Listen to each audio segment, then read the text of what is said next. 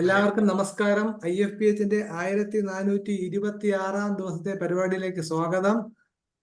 ആദ്യമായിട്ട് ഇത് വളരെ ഒരു സ്പെഷ്യൽ സെഷനാണ്. ഡോക്ടർ APJ അബ്ദുൽ കലാമിന്റെ ചരമദിനം ആണ്. 8ാം ചരമദിനം അതിന്റെ ആചരണമാണ്. അതിന്റെ പ്രാർത്ഥനാഗീതമായിട്ട് ഒരു പ്രത്യേക പാട്ട് തന്നെയാണ് അദ്ദേഹം എഴുതിയ പാട്ട് തന്നെയാണ് അവതരിപ്പിക്കുന്നത്. ഡോക്ടർ ഹ്യൂബർട്ട് ഡിസിൽവയെ സ്വാഗതം ചെയ്യുന്നു. Doctor Hubert. These are the prayerful words of beloved Dr. APJ Abdul Kalam.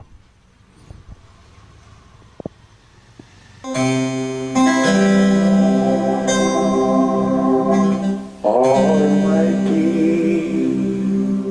create the thoughts and actions in the minds of the people of our nation, so they may live united, may they live united.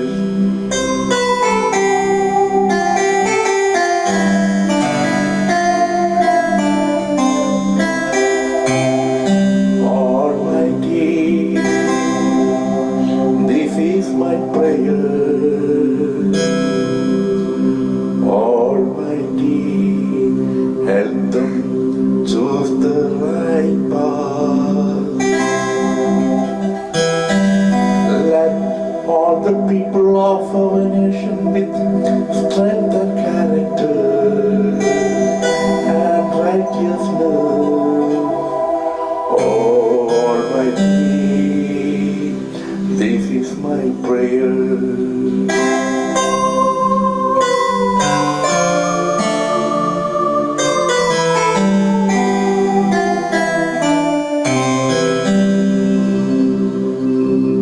Guide the people to be tolerant of different points of view.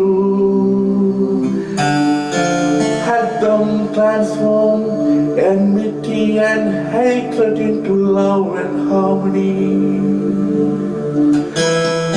Bless the people to work and pursue our country to transform into a prosperous and peaceful nation of the world.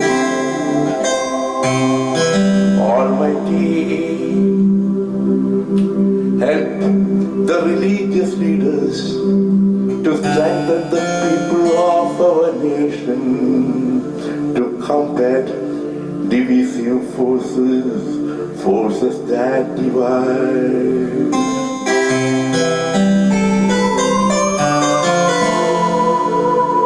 Almighty, this is my prayer. Almighty, this is my prayer. Almighty, help us to believe the nation is bigger than the individual. Let us spread love and peace throughout the universe. Almighty, this is my prayer.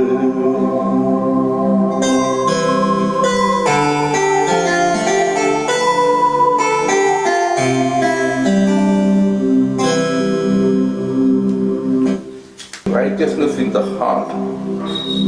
There is beauty in character. When there is beauty in the character, there is harmony in the home. When harmony in the home, there is order in nation. When there is order in the nation, there is peace in the world.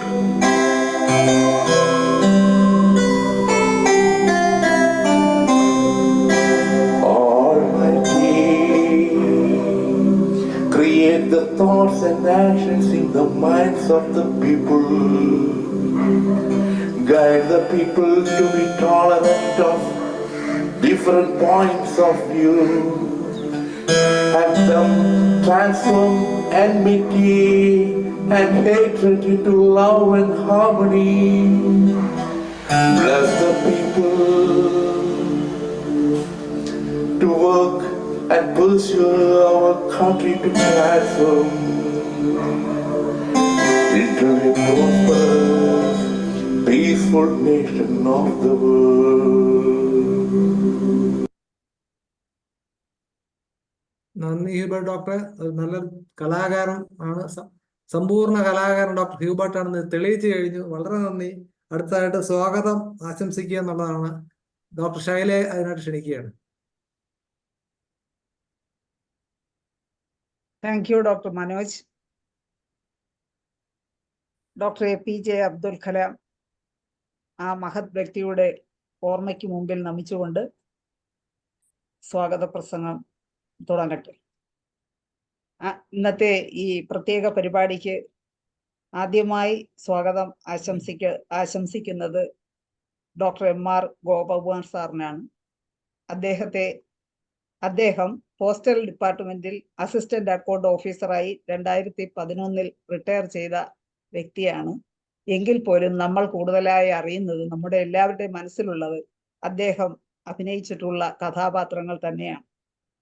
അദ്ദേഹം ധാരാളം, ഒരു 100ഓളം സിനിമകളിലും അതുപോലെ 50ഓളം ടെലിഫിലിമുകളിലും അതുപോലെ സീരിയലുകളിലും എല്ലാം ശ്രദ്ധേയമായ കഥാപാത്രങ്ങളെ അവതരിപ്പിച്ച മഹത് വ്യക്തിയാണ് അദ്ദേഹം.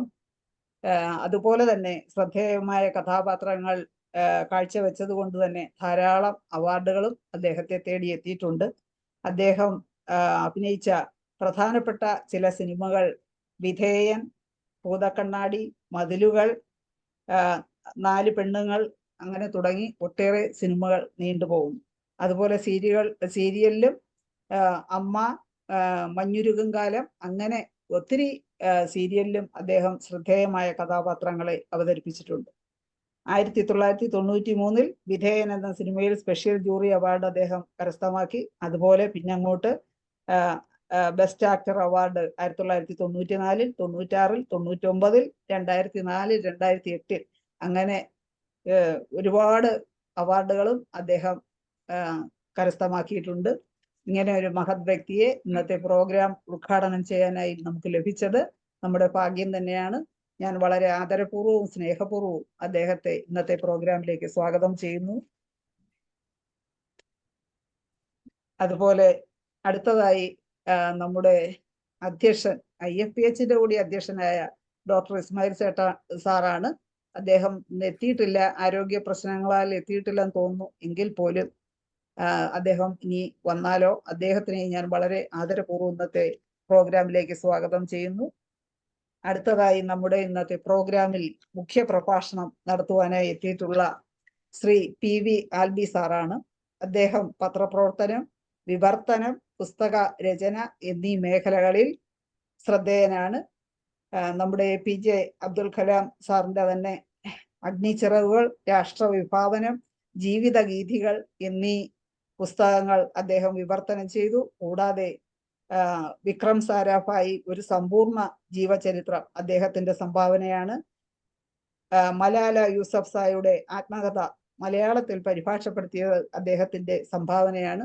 അങ്ങനെ ഒട്ടേറെ സാഹിത്യരംഗത്ത് ഒട്ടേറെ സംഭാവനകൾ കാഴ്ചവെച്ചിട്ടുള്ള വ്യക്തിത്വമാണ് ശ്രീ ആൽബി സാറ്. അദ്ദേഹത്തിനും 1997 വികസനോന്മുഖ പത്രപ്രവർത്തനത്തിനുള്ള അവാർഡ് കിട്ടിയിട്ടുണ്ട്. അതുപോലെ ഹർമൻ ഗുണ്ടർട്ട് ഭാഷാചരിത പുരസ്കാരം, സ്വാമി വിവേകാനന്ദ സംസ്കൃതി പുരസ്കാരം 2014, അങ്ങനെ ഒട്ടേറെ അവാർഡുകൾ അദ്ദേഹത്തിനെ തേടിയെത്തിയിട്ടുണ്ട്. അദ്ദേഹത്തിനെയും ഞാൻ ഇന്നത്തെ പ്രോഗ്രാമിലേക്ക് സ്നേഹപൂർവ്വം ആദരപൂർവ്വം സ്വാഗതം ചെയ്തു. അടുത്തതായി ഇന്നത്തെ പ്രോഗ്രാമിന് നന്ദി അർപ്പിക്കുവാനായി നമ്മളോടൊപ്പം എത്തിയിട്ടുള്ള ശ്രീ ഫരീദ് ബാവാഖാൻ സാറാണ്. അദ്ദേഹം state institute of rural development ഡിപ്പാർട്ട്മെന്റിൽ നിന്നും ഡയറക്ടറായിട്ട് റിട്ടയർ ചെയ്ത് നമ്മുടെ ഒരു ഹോമിയോപ്പതി സ്നേഹി കൂടിയാണ് അദ്ദേഹം. എപ്പോഴും സൂം പ്ലാറ്റ്ഫോമിൽ സാറ് എത്താറുണ്ട്. അദ്ദേഹത്തിനെ ഞാൻ വളരെ ആദരപൂർവ്വം ഇന്നത്തെ പ്രോഗ്രാമിലേക്ക് സ്വാഗതം ചെയ്യുന്നു. കൂടാതെ ഇന്നത്തെ പ്രാർത്ഥന ഗാനം സംഭാവന ചെയ്ത ഡോക്ടർ ഹ്യൂബർട്ട് IFPHന്റെ ആസ്ഥാന ഗായകൻ കൂടിയാണ്. അദ്ദേഹത്തിനെയും ഞാൻ ഇന്നത്തെ പ്രോഗ്രാമിലേക്ക് സ്വാഗതം ചെയ്യുന്നു.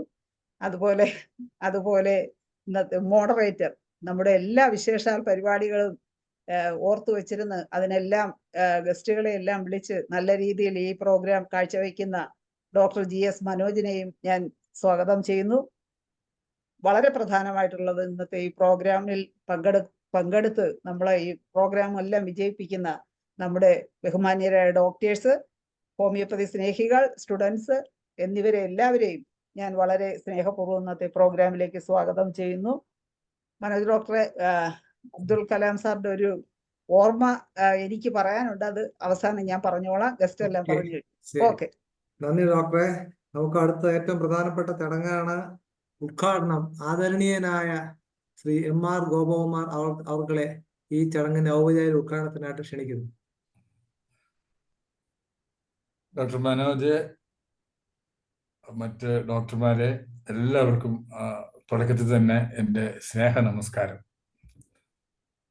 ആദ്യമായിട്ട് തന്നെ പറഞ്ഞോട്ടെ, നമ്മുടെ പ്രാർത്ഥനാഗാനം ആരംഭിച്ച ഡോക്ടർ ഹ്യൂബർട്ട് നല്ല ഗംഭീരമായിട്ട് പാടി. ഞാൻ ഇത്രയും പ്രതീക്ഷിച്ചില്ല. ഒരു ഡോക്ടർ വളരെ ഗംഭീരമായിട്ട് പുള്ളിയുടെ കൃത്യം നിർവഹിച്ചു. പിന്നെ സ്വാഗതം പറഞ്ഞ ഡോക്ടർ ഷൈല എന്നെ അഭിസംബോധന ചെയ്തത് ഡോക്ടർ ഗോപകുമാർ എന്നാണ്. ഞാൻ ഡോക്ടറല്ല. അല്ല, എന്താണെന്നറിയാമോ, എന്റെ വീട്ടുകാര്, എന്റെ അച്ഛനൊക്കെ എന്നെ ഡോക്ടർ ആക്കണമെന്നാണ് ആഗ്രഹിച്ചിരുന്നത്. പക്ഷെ അത് നടന്നില്ല. അപ്പൊ ഇങ്ങനെയൊക്കെ ആയിരിക്കും അത് വന്ന് ഭവിക്കുന്നത്. എന്തായാലും വളരെ സന്തോഷം ഈ ഒരു സന്ധ്യയില് നിങ്ങളോടൊപ്പം ഒക്കെ അല്പസമയം ചെലവഴിക്കാൻ കഴിഞ്ഞാൽ വളരെ സന്തോഷം. ഞാൻ ഡോക്ടർ മനോജ് ഞങ്ങളൊരു മീറ്റിംഗിൽ ഒരുമിച്ചുണ്ടായിരുന്നു. അവിടെ വെച്ചാണ് ഞങ്ങൾ പരിചയപ്പെടുന്നത്. എന്തായാലും ഈ ഒരു ഡോക്ടർ APJ അബ്ദുൽ കലാമിനെ അനുസ്മരിക്കാനുള്ള ഒരു അവസരം ഒരു ജന്മസാഫല്യമായിട്ട് ഞാൻ കാണുന്നു. കാരണം അത്ര മഹാനായ ഒരു മനുഷ്യനാണ് doctor APJ Abdul Kalam. 1931 October 15-ാം തീയതി തമിഴ്നാട്ടിലെ, അന്ന് തമിഴ്നാടല്ല, മദ്രാസ് പ്രസിഡൻസി എന്ന മറ്റായിരുന്നു,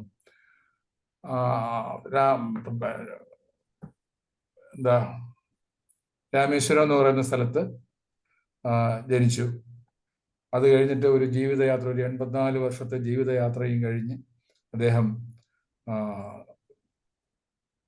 മേഘാലയയിലെ ഷില്ലോങ്ങിലെ വച്ച് മരിക്കുകയാണ്. അപ്പോൾ ഒരു സയന്റിസ്റ്റ് എന്നുള്ള നിലയ്ക്ക് മാത്രമല്ല, അദ്ദേഹം ഒരു രാഷ്ട്രീയക്കാരനായിരുന്നു. രാഷ്ട്രീയവും ഉണ്ടായിരുന്നു അദ്ദേഹത്തിന്. അത് എല്ലാത്തിനും ഉപരി അദ്ദേഹം പ്രസിഡന്റ് ഓഫ് ഇന്ത്യ ആയി. 2002 പ്രസിഡന്റ് ഓഫ് ഇന്ത്യ ആയി, രാഷ്ട്രപതിയായി. അത് വാജ്പേയി ഗവൺമെന്റാണ് അദ്ദേഹത്തെ നിയമിച്ചതെങ്കിലും 2 വർഷം കഴിഞ്ഞ് ഗവൺമെന്റ് മാറി. കോൺഗ്രസ് ഗവൺമെന്റ് വന്നപ്പോഴും അദ്ദേഹം തന്നെ കണ്ടിന്യൂ ചെയ്തു. 2007 വരെ അദ്ദേഹത്തിന്റെ ഓഫീസിലെ പ്രസിഡന്റിന്റെ ഓഫീസിലുണ്ടായിരുന്നു. അദ്ദേഹം പീപ്പിൾസ് പ്രസിഡന്റ് എന്നാണ് അറിയപ്പെട്ടത്.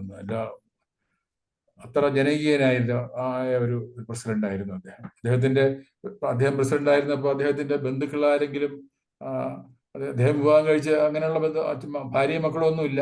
പക്ഷെ അദ്ദേഹത്തിന് വേറെ മറ്റു ബന്ധുക്കളൊക്കെ ഉണ്ടല്ലോ. മറ്റു ബന്ധുക്കൾ ആരെങ്കിലും പ്രസിഡന്റ് അവിടുത്തെ പാലസിൽ പോയാൽ അവരുടെ ചെലവിന്റെ മുഴുവൻ പൈസയും അദ്ദേഹം അടയ്ക്കുമായിരുന്നു എന്നാണ് പറയുന്നത്. അത്ര ഒരു ജനകീയനായ ഒരു മനുഷ്യനായിരുന്നു. ആ ഒരു കിട്ടിയ പദവിയെ ഒരു അഹങ്കാരമായിട്ടോ അലങ്കാരമായിട്ടോ കൊണ്ടു നടക്കാൻ ആഗ്രഹിക്കാത്ത ഒരാളായിരുന്നു അദ്ദേഹം. ഒരു ഇന്ത്യയുടെ മിസൈൽ DRDOയിലും ISROയിലുമാണ് അദ്ദേഹം സയന്റിസ്റ്റായിട്ട് വർക്ക് ചെയ്തിരുന്നത്. ഡിഫൻസ് റിസർച്ച് ആൻഡ് ഡെവലപ്മെന്റ് ഓർഗനൈസേഷനിലും ഇന്ത്യൻ സ്പേസ് റിസർച്ച് ഓർഗനൈസേഷനിലും. ഈ 2 സ്ഥലത്തും DRDOയിൽ അദ്ദേഹം പ്രവർത്തിച്ച കാലത്താണ് 2 ബാലിസ്റ്റിക് മിസൈലുകൾ രൂപകൽപ്പന ചെയ്ത് നിർമ്മിച്ചത്. അത്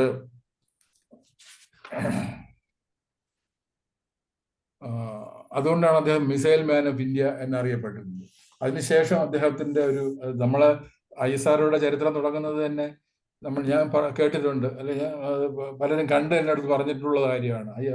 തുമ്പയിൽ നിന്ന് ഈ റോക്കറ്റ് സൈക്കിളിന്റെ പുറകിൽ വെച്ച് കെട്ടി കടപ്പുറത്ത് കൊണ്ടുപോയി അവിടെ നിന്ന് വിടും. അവിടെ നിന്ന് വിട്ടാൽ ഇത് നേരെ പോയി കടലിലൊന്ന് വീഴും. അത്രയേ ഉള്ളൂ. ഒന്ന് പൊങ്ങി അപ്പുറത്ത് കടലിൽ വീഴും.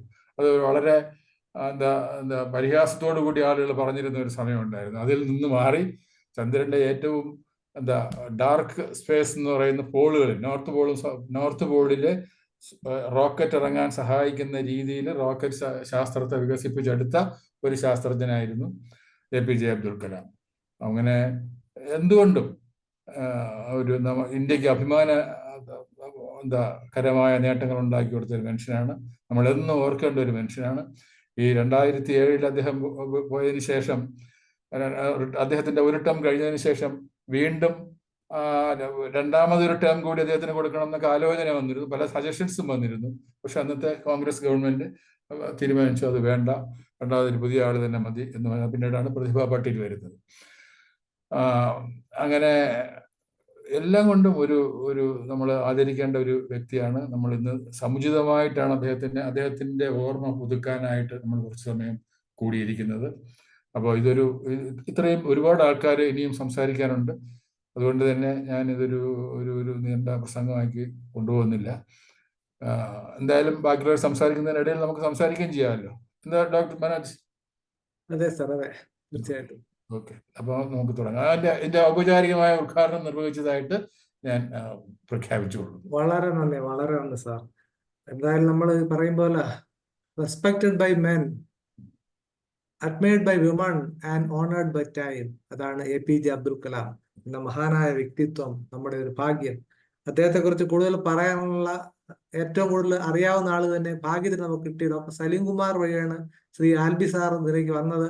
അദ്ദേഹത്തിന്റെ ഒരു പ്രത്യേകത എന്ന് വെച്ചാൽ അദ്ദേഹം ഹോമിയോപ്പതി ഒരു ആരാധകനാണ്. അദ്ദേഹത്തിന്റെ മകൾ ഹോമിയോപ്പതി വിദ്യാർത്ഥിനിയാണ്, ഹോമിയോപ്പതി പഠിക്കുന്ന ആളാണ്, മെറ്റീരിയൽ മെഡിക്സ് ധാരാളം അറിയുന്ന ഒരാളാണ്. ശ്രീ ആൽബി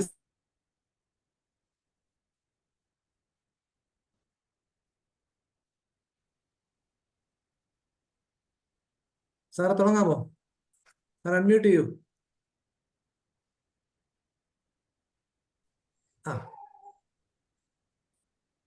കേൾക്കാമോ? കേൾക്കാം. പ്രിയപ്പെട്ട ഹോമിയോപ്പതി പ്രാക്ടീഷണേഴ്സ്, ഹോമിയോപ്പതിയെ സ്നേഹിക്കുന്ന എൻ്റെ പ്രിയപ്പെട്ട സുഹൃത്തുക്കളെ, ഉദ്ഘാടകനായ ഗോപകുമാർ സാർ, എല്ലാവർക്കും ആദ്യമേ ഞാൻ നന്ദി പറയുന്നു. കാരണം ടെക്നോളജിയുടെ തലതൊട്ടപ്പൻ എന്ന് പറയാവുന്ന ഡോക്ടർ APJ അബ്ദുൽ കലാമിൻ്റെ ചരമദിനം ഓർക്കാൻ ടെക്നോളജിയുമായി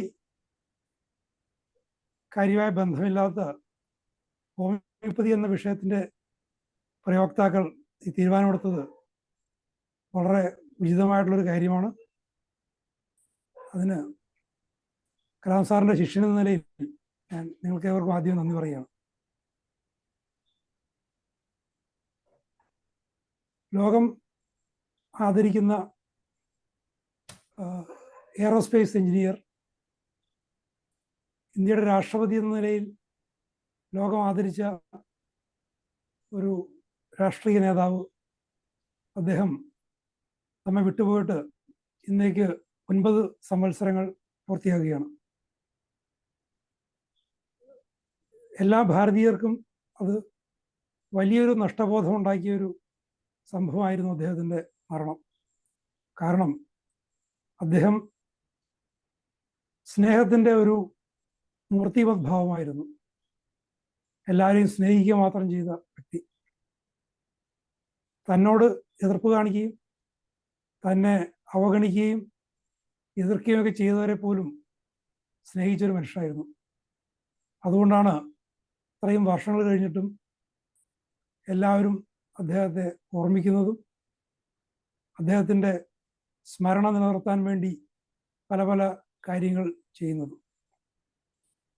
എനിക്ക് എൻ്റെ 21ാമത്തെ വയസ്സ് മുതൽ അദ്ദേഹത്തുമായിട്ട് അടുത്ത് പ്രവർത്തിക്കാൻ, പല നിലയിലും അടുത്ത് പ്രവർത്തിക്കാനുള്ള അസുലഭമായ ഒരു ഭാഗ്യം ഉണ്ടായി.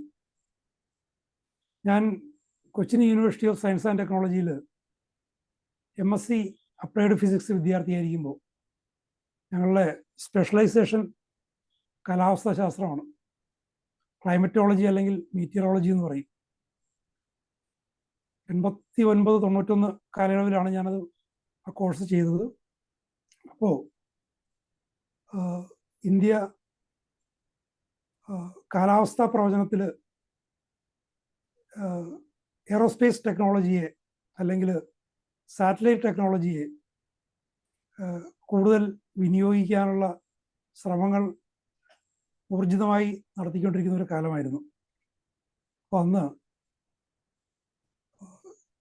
അന്നത്തെ അവസ്ഥയിൽ തന്നെ ഇന്ത്യയിലെ നമ്പർ 1 എയറോസ്പേസ് ടെക്നോക്രാറ്റ് എന്ന് പറയാവുന്ന കലാം സാറ് പല യൂണിവേഴ്സിറ്റികളിലും പോവുകയും അതുമായിട്ട് ബന്ധപ്പെട്ട ഗവേഷണങ്ങൾക്ക് യുവ തലമുറയെ അല്ലെങ്കിൽ പോസ്റ്റ് ഗ്രാജുവേറ്റ് വിദ്യാർത്ഥികളെ പ്രചോദിപ്പിക്കുകയും ചെയ്തിരുന്നൊരു കാലമാണ്. അന്ന് ഞങ്ങളുടെ വൈസ് ചാൻസലർ ലോകപ്രസിദ്ധ ജിയോളജിസ്റ്റായിട്ടുള്ള ഡോക്ടർ ഹർഷ് കെ ഗുപ്ത കലാം സാറിൻ്റെ സുഹൃത്തായിരുന്നു. അങ്ങനെ കൊച്ചി യൂണിവേഴ്സിറ്റിയിൽ അദ്ദേഹത്തിനെ ഒരു പ്രഭാഷണത്തിൽ വിളിച്ചു. പ്രഭാഷണം എല്ലാവർക്കും വേണ്ടിയാണെങ്കിലും കാലാവസ്ഥാ ശാസ്ത്രം സ്പെഷ്യലൈസ് ചെയ്തിരിക്കുന്ന ഞങ്ങളെയാണ് അതിൽ ഫോക്കസ് ചെയ്തിരുന്നത്. അപ്പോൾ ആദ്യത്തെ ക്ലാസ്സിന് ശേഷം അദ്ദേഹം ഞങ്ങളെല്ലാവരോടും ഭാവിയിൽ ഗവേഷണം ചെയ്യാൻ ആഗ്രഹിക്കുന്ന ഒരു 3 വിഷയങ്ങൾ വീതമെങ്കിലും എഴുതി കൊടുക്കാൻ പറഞ്ഞു. അങ്ങനെ ഞാൻ ഒറ്റ വിഷയം കൊടുത്തുള്ളൂ. ഒറ്റ വിഷയമായിരുന്നു എൻ്റെ താല്പര്യം. അദ്ദേഹത്തിൻ്റെ വളരെയധികം താല്പര്യമായി. പിന്നീട് ആ ക്ലാസ്സിന് ശേഷവും അദ്ദേഹം ഞങ്ങൾക്ക് മാത്രമായി, ഞങ്ങൾ 10 വിദ്യാർത്ഥികളാണ് ഉണ്ടായിരുന്നത്, സീനിയറും ജൂനിയറുമായിട്ട് 20 പേര്. ഞങ്ങൾക്ക് അദ്ദേഹം പിന്നീടും വന്ന് ക്ലാസ് എടുത്തിട്ടുണ്ട്. അദ്ദേഹം ഒന്ന് ഈ പൃഥ്വി മിസൈലിൻ്റെ ഡെവലപ്മെൻറ്റിന് വേണ്ടിയിട്ടുള്ള ശ്രമങ്ങളിലായിരുന്നു DRDOയിൽ. അത് ഡിഫൻസ് റിസർച്ച് ലാബറട്ടറി DRDLയുടെ ഭാഗമാണ്. DRDLൻ്റെ ഡയറക്ടറായിരുന്നു അദ്ദേഹം.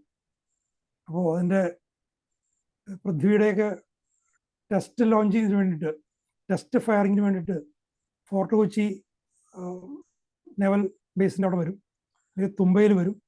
അപ്പോഴൊക്കെ ഞങ്ങളങ്ങോട്ട് വിളിക്കും, ഞങ്ങളങ്ങോട്ട് പോകും, അദ്ദേഹത്തിൻ്റെ ക്ലാസ്സുകളിൽ പങ്കെടുക്കും. അദ്ദേഹം ഗവേഷണങ്ങൾക്ക് വേണ്ടിയിട്ട് വിദ്യാർത്ഥികളെ പ്രചോദിപ്പിക്കുന്ന ഒരു എന്താ പറയുക, ഒരു മെൻറ്റർ എന്ന ലെവലിലാണ് അദ്ദേഹം ഒന്ന് കൂടുതലും ശ്രദ്ധിച്ചിരുന്നത്. അപ്പം എൻ്റെ ഗവേഷണ വിഷയം തദ്ദേശീയമായ കാലാവസ്ഥാ പ്രവചന രീതികൾ. അപ്പോൾ എൻ്റെ സ്വദേശം കൊച്ചിയിലെ കുമ്പളങ്ങിയാണ്. അവിടെ കർഷകരും മീൻപിടുത്തക്കാരും ധാരാളമുള്ള സ്ഥലമാണ്. അവരുടെ കാലാവസ്ഥാ പ്രവചന രീതികൾ ലൂണാർ കലണ്ടർ വെച്ചുകൊണ്ട് അവർ ചില കാര്യങ്ങൾ പറയും. ലോങ് ടൈം ക്ലൈമറ്റ് പ്രൊഡിക്ഷൻ അല്ല, day to day affairs, weather prediction. ആ കാര്യത്തിൽ അവരുടെ പ്രവചനം കാലാവസ്ഥാ വകുപ്പിൻ്റെ പ്രവചനത്തെക്കാളും കൃത്യമുള്ളതായിരുന്നു. അപ്പോൾ അതിൻ്റെ അത് സത്യമാണല്ലോ. ഇപ്പോൾ ഹോമിയോപ്പതി വർക്ക് ചെയ്യുന്നു, ഹോമിയോപ്പതി അശാസ്ത്രീയം എന്ന് പറഞ്ഞാലും ഹോമിയോപ്പതി വർക്ക് ചെയ്യുന്നു എന്ന് പറഞ്ഞാൽ ഹോമിയോപ്പതി ശാസ്ത്രീയമാണ്. അതുപോലെ നിരക്ഷരരായിട്ടുള്ള കർഷകരുടെയും മീൻപിടുത്തക്കാരുടെയും കാലാവസ്ഥ പ്രവചനം വസ്തുനിഷ്ഠമാണെങ്കിൽ, അത് ശരിയാകുന്നതാണെങ്കിൽ, അതിന് ആരൊക്കെ അശാസ്ത്രീയം എന്ന് പറഞ്ഞാലും അത് ശാസ്ത്രീയമാണ്. അതിൻ്റെ പിന്നിൽ വസ്തുതയുണ്ട്. അത് കണ്ടെത്തുക എന്നുള്ളതായിരുന്നു എൻ്റെ താല്പര്യം. ഞാൻ യൂണിവേഴ്സിറ്റിയിൽ ചേർന്ന് തന്നെ ആ വിഷയത്തിൽ ഗവേഷണം ചെയ്യാനാണ്. അപ്പോൾ അദ്ദേഹത്തിന് അത് വളരെ താല്പര്യമായി. അതുകൊണ്ട് കോഴ്സ് കഴിഞ്ഞ് റിസർച്ചിന് രജിസ്റ്റർ ചെയ്യേണ്ട സമയം വന്നപ്പോൾ അദ്ദേഹം തന്നെ യൂണിവേഴ്സിറ്റിയുടെ സ്പെഷ്യൽ സാങ്ഷനോടുകൂടി എൻ്റെ ഗൈഡാകാൻ സമ്മതിച്ചു. അങ്ങനെ ഞാൻ വെച്ച പ്രപ്പോസൽ ഏതാണ്ട് അതേപടി തന്നെ അദ്ദേഹം അംഗീകരിക്കുകയും 91 അദ്ദേഹത്തിൻ്റെ കീഴിൽ ഞാൻ ഗവേഷണം ആരംഭിക്കുകയും ചെയ്തു. അങ്ങനെയാണ് ഞങ്ങൾ തമ്മിലുള്ള ഒരു സൗഹൃദം വളരെ ഗാഠമാകുന്നത്. അതിനു മുമ്പ് തന്നെ ക്ലാസ്സിന് വരുമ്പോഴൊക്കെ ഞങ്ങൾ തുമ്പയിൽ നിന്ന് കൊച്ചിയിലേക്ക് യൂണിവേഴ്സിറ്റിയുടെ വാനിൽ ഞങ്ങൾക്ക് ഒരുമിച്ച് യാത്ര ചെയ്യുമായിരുന്നു. അപ്പോൾ ഞങ്ങളൊപ്പം കൂട്ടുകാരനെ പോലെ തമാശകൾ പറഞ്ഞ് ചിരിക്കാനും, ഇടയ്ക്ക് രാത്രിയൊക്കെ ആകുമ്പോൾ ഞാൻ ഓർക്കുന്നുണ്ട്, രാത്രി ഞങ്ങൾ വൈകി തിരുവനന്തപുരത്ത് നിന്ന് ഇങ്ങോട്ട് വരുമ്പോൾ ആരും ഭക്ഷണം കഴിച്ചിട്ടില്ല. അപ്പോൾ കൊല്ലം ആലപ്പുഴ ബോർഡർ എവിടെയോ ആയപ്പോഴാണ് അദ്ദേഹത്തിനോട് പരിചയമുണ്ട്. അദ്ദേഹം അവിടെ ഒരു സ്ഥലത്ത് നിർത്താൻ പറഞ്ഞു. നിർത്തി. ഒരു ഹോട്ടലുകാരനെ, ഹോട്ടലുകാരനെ വീട് അദ്ദേഹത്തിന് അറിയാമായിരുന്നു. അവർ തിരുവനന്തപുരത്ത് അദ്ദേഹം താമസിക്കുമ്പോൾ ഉള്ള പരിചയമാണ്. വീട്ടിൽ പോയി വിളിച്ചിട്ട് വന്ന് ഉള്ള ഭക്ഷണം അവരുടെ വീട്ടിലുള്ള ഭക്ഷണമൊക്കെ എടുത്ത് ഞങ്ങളെല്ലാവരും ആ ഹോട്ടൽ തുറന്ന് അവിടെ ഇരുന്ന് ഭക്ഷണം കഴിക്കുകയും ചെയ്തു. പിന്നീട് ഐസ്ക്രീം കഴിക്കണമെന്നൊക്കെ ഞങ്ങളുടെ ബാച്ച് 8 പെൺകുട്ടികളും 2 ആണുങ്ങളായിരുന്നു. അപ്പോൾ പെൺകുട്ടികൾ ഐസ്ക്രീം കഴിക്കണമെന്നൊക്കെ പറഞ്ഞു കഴിഞ്ഞാൽ അദ്ദേഹം നല്ല സെൻറ്ററിലൊക്കെ നിർത്തി ഐസ്ക്രീമൊക്കെ വാങ്ങിത്തരും. അങ്ങനെ വളരെ ഫ്രണ്ട്ലി ആയിരുന്നു ഞങ്ങൾ. പിന്നീട് എൻ്റെ റിസർച്ച് ഗൈഡ് ആയതോടുകൂടി വളരെ ക്ലോസ് ആയിട്ട് ഒരു അച്ഛനും മകനും എന്ന തരത്തിലുള്ളൊരു ബന്ധം. എൻ്റെ വീട്ടുകാര്യങ്ങളൊക്കെ അദ്ദേഹത്തിന് അറിയാം. അദ്ദേഹത്തിൻ്റെ വീട്ടുകാര്യങ്ങൾ ഒക്കെ വളരെ ഫ്രാങ്കായിട്ട് ഞങ്ങൾക്ക് സംസാരിക്കാം. അങ്ങനെ റിസർച്ച് തുടങ്ങി. ഒരു വർഷം കഴിഞ്ഞപ്പോൾ, ആദ്യ വർഷം റിസർച്ച് റീഡിംഗ് ആണ്. നമ്മൾ വർക്കൊന്നും കാര്യമായിട്ട് നടക്കില്ല. ഈ രംഗത്തുള്ള ചില മലയാളികളൊക്കെ ഈ രംഗത്ത് കുറച്ച് പഠനങ്ങൾ നടത്തിയിട്ടുള്ളത് ശരിക്കും പറഞ്ഞാൽ സയൻറ്റിഫിക് ആയിട്ടുള്ളൊരു രീതിയായിരുന്നില്ല. അതുകൊണ്ട് അതിൻ്റെ ഒരു പുനർവായന നടത്തിക്കൊണ്ടിരിക്കുകയായിരുന്നു. അത് പൂർത്തിയാകുന്നതിന് മുൻപ് തന്നെ എന്നെ സംബന്ധിച്ചോളം വലിയൊരു ദൗർഭാഗ്യം, രാജ്യത്തിൻ്റെ ഭാഗ്യമാണ്, വാജ്പേയി ഇന്ത്യയുടെ പ്രധാനമന്ത്രിയാകുകയും അദ്ദേഹം കലാം സാറിനെ അദ്ദേഹത്തിൻ്റെ യൂണിയൻ ക്യാബിനറ്റിൻ്റെ സയൻറ്റിഫിക് അഡ്വൈസറായിട്ട് നിയമിക്കുകയും ചെയ്തു. കൂടാതെ അദ്ദേഹത്തിന് DRDOയുടെ മൊത്തം ഡയറക്ടറായിട്ട് പ്രൊമോഷൻ കിട്ടി. അതോടുകൂടി അദ്ദേഹത്തിൻ്റെ ചുമതലകൾ വളരെയധികം വർദ്ധിച്ചു. പിന്നെ ഞാൻ കൂടാതെ വേറെ കുറച്ച് റിസർച്ച് സ്റ്റുഡൻസ് കൂടി അദ്ദേഹത്തിന് ഉണ്ടായിരുന്നു. ഒരു 4 പേരുണ്ടായിരുന്നു എന്ന് എൻ്റെ ഓർമ്മ. അവരുടെ കാര്യങ്ങൾ ശ്രദ്ധിക്കാൻ പറ്റാതെയായി. അദ്ദേഹത്തിന് ഇവിടെ ഹൈദരാബാദിൽ വലിയൊരു പേര് മറന്നുപോയി, ഇമാറക്കെന്നോ മറ്റോ ആണ്, വലിയൊരു റിസർച്ച് സെൻറ്റർ സ്ഥാപിക്കുക എന്നുള്ള അദ്ദേഹത്തിൻ്റെ വലിയ സ്വപ്നമായിരുന്നു. അദ്ദേഹത്തിൻ്റെ ഏതാണ്ട് പൂർണ്ണ സമയം തന്നെ അതിലേക്ക് തിരിഞ്ഞു. പിന്നെ ക്യാബിനറ്റുമായിട്ട് ബന്ധപ്പെട്ട കാര്യങ്ങൾ, ക്യാബിനറ്റ് നോട്ട്സ് തയ്യാറാക്കണം. അപ്പോൾ ഞങ്ങൾക്കൊന്നും സമയത്തിന് അദ്ദേഹത്തെ കിട്ടാതെയായി. അദ്ദേഹം തന്നെ ഞങ്ങൾക്ക് 4 പേർക്കും വേറെ ഗൈഡുകളെ നിശ്ചയിച്ചു തന്നു. അദ്ദേഹം തന്നെ കണ്ടെത്തി. എനിക്ക് ആന്ധ്ര യൂണിവേഴ്സിറ്റിയുള്ളൊരു പ്രൊഫസറായിരുന്നു. പക്ഷേ അദ്ദേഹം എൻ്റെ വിഷയത്തിലധികം പ്രോത്സാഹിപ്പിച്ചില്ല പുതിയ ഗൈഡ്. കാരണം അത് എത്ര റിസർച്ച് ചെയ്താലും ഒരു അന്തം ഉണ്ടാവില്ല. ഒരു PhD കിട്ടണമെങ്കിൽ കുറച്ചുകൂടി എളുപ്പമുള്ള മറ്റെന്തെങ്കിലും വിഷയം എടുക്കണമെന്ന് പറഞ്ഞു അദ്ദേഹം. മറ്റൊരു വിഷയം എനിക്ക് സജസ്റ്റ് ചെയ്തു. പക്ഷെ എനിക്ക് താല്പര്യമില്ലാത്തതുകൊണ്ട് ഞാനത് വിട്ടു. റിസർച്ച് ഞാൻ അബ്രപ്റ്റായിട്ട് അവസാനിപ്പിച്ചു. കലാസാറിന് അടുത്തൊന്നും കിട്ടില്ലെന്ന് ഉറപ്പായിരുന്നു. എനിക്ക് എന്തെങ്കിലും മേഖലയിലേക്ക് തിരിയണം. അപ്പം ഞാൻ BSc പഠിക്കുന്ന കാലത്ത് തന്നെ ഞാൻ ട്രാൻസ്ലേഷൻസ് ചെയ്യുമായിരുന്നു. MSc പഠിക്കുമ്പോൾ എൻ്റെ ഒരു പുസ്തകം, ഒരു ഇബ്സൻ്റെ ഗോസ്റ്റിൻ്റെ ട്രാൻസ്ലേഷൻ, ഭൂതങ്ങൾ, പിന്നെ ായിരുന്നു BA മലയാളത്തിന്. വിവർത്തനം വഴി കുറച്ച് പൈസ പൂർണ്ണമായിട്ടും വിവർത്തനത്തിലേക്ക് കടന്നു. പിന്നീട് ജേർണലിസം പഠിച്ചു. കുറച്ചു കാലം ഫുൾ ടൈം ജേർണലിസ്റ്റായി പോയി. അപ്പോൾ അതിനൊക്കെ ഞാൻ കലാം സാറിന് കത്തെഴുതും. അന്ന് കത്താണല്ലോ പ്രധാനം. ഇതിനൊന്നിനും അദ്ദേഹം മറുപടി എഴുതില്ല. അദ്ദേഹം ബാംഗ്ലൂർ ഒരു സെമിനാറിന് ടാറ്റ ഇൻസ്റ്റിറ്റ്യൂട്ടുകാർ അറേഞ്ച് ചെയ്ത സെമിനാറിന് വന്നപ്പോൾ ഞാൻ ഒന്ന് കാണാൻ പോയി. എന്നെ കാണാൻ സമ്മതിച്ചില്ല. അദ്ദേഹം സെക്രട്ടറിയോട് ഞാൻ ചോദിച്ചു, പറഞ്ഞു ഗവേഷണപാത ഉപേക്ഷിച്ച് കളഞ്ഞു, സയൻറ്റിഫിക് എനിക്ക് ബന്ധമില്ല എന്ന് പറഞ്ഞുകൊണ്ട് ആ ബന്ധം ഉപേക്ഷിച്ചെങ്കിലും ഞാൻ അദ്ദേഹത്തിന് ബർത്ത്ഡേക്കും മറ്റുമൊക്കെ ഞാൻ ഗ്രീറ്റിങ്സ് അയക്കുകയും മറ്റുമൊക്കെ ചെയ്യുമായിരുന്നു. പിന്നീട് 1997 എനിക്ക് ഡെവലപ്മെൻറ്റ് ജേർണലിസത്തിനുള്ള ആദ്യത്തെ സ്റ്റേറ്റ് അവാർഡ് എനിക്ക് കിട്ടി. മലയാളം വിഭാഗത്തിൽ. ഇംഗ്ലീഷ് വിഭാഗത്തിൽ ഇന്ത്യൻ എക്സ്പ്രസ്സിലെ റിപ്പോർട്ടർക്കായിരുന്നു കൃഷ്ണകുമാർ. അപ്പോൾ കൃഷ്ണകുമാർ ഉള്ളതുകൊണ്ട് ഇന്ത്യൻ എക്സ്പ്രസ്സുകാരും ഞങ്ങൾ 2 പേരുടെയും ഫോട്ടോ ഓൾ ഇന്ത്യ എഡിഷനിലിട്ടു. എല്ലാ എഡിഷൻസിലും വന്നു. അങ്ങനെ കലാം സാറും എൻ്റെ ചിത്രവും വാർത്തയും കണ്ടു. ഞാനൊന്ന് ധനം എന്ന് പറയുന്ന ബിസിനസ് മാഗസിൻ്റെ എങ്ങനെയോ അവിടുത്തെ അഡ്രസ്സൊക്കെ കണ്ടെത്തി അദ്ദേഹം എനിക്കൊരു കത്തെഴുതി. സയന്റിഫിക്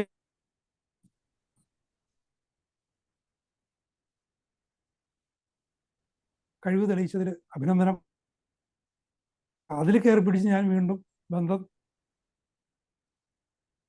ഇടക്കിടക്ക് പോയി കാണാനും കമ്മ്യൂണിക്കേറ്റ് ചെയ്യാനൊക്കെ തുടങ്ങി.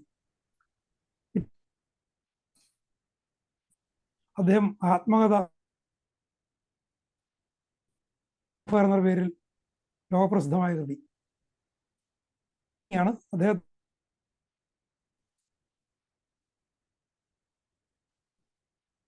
അരുൺ തിവാരിയാണ് ഇദ്ദേഹമായിട്ട് ഇന്റർവ്യൂ ചെയ്തിട്ട്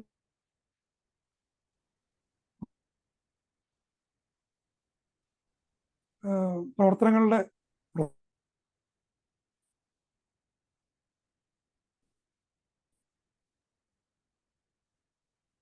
സംഭവം SLV3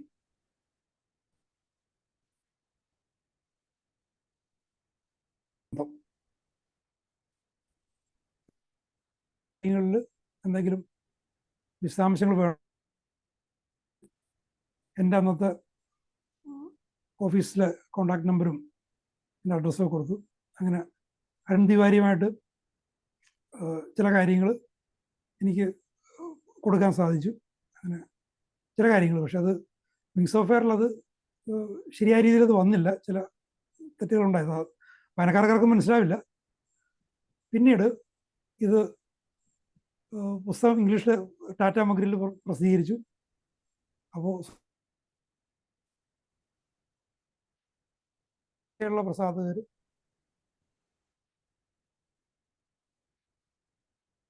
പുസ്തക പ്രസാധകർ അതിൻ്റെ സമീപിച്ചു. ആയിട്ട് വാങ്ങിയെടുത്തത് ബുക്സാണ്. DC ബുക്സ് ഞാനന്ന് ജേർണലിസ്റ്റിലായിരുന്നുകൊണ്ടും മറ്റു തിരക്കിലായിരുന്നുകൊണ്ടും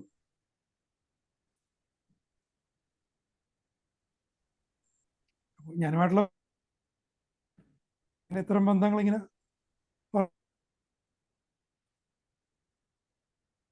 ആ വിവർത്തനം സമയത്ത് അത്രയ്ക്ക് സങ്കീർണമായിട്ടുള്ള കൃതിയാണത്. മാനേജ്മെന്റും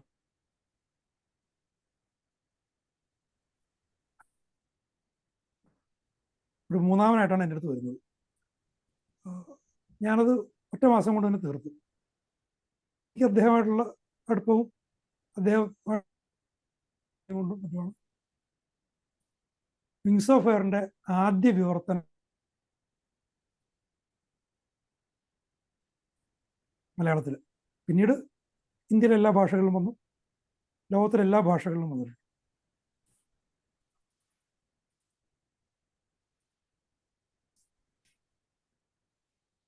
ചിറകളുടെ വിവർത്തനം എന്ന തരത്തിലാണ്.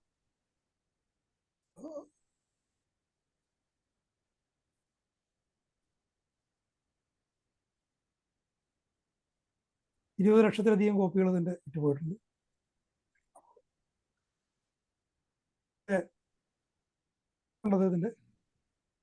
അദ്ദേഹത്തിന്റെ ശരിക്കും പുസ്തകം എംപവേർഡ് നേഷൻ, അത്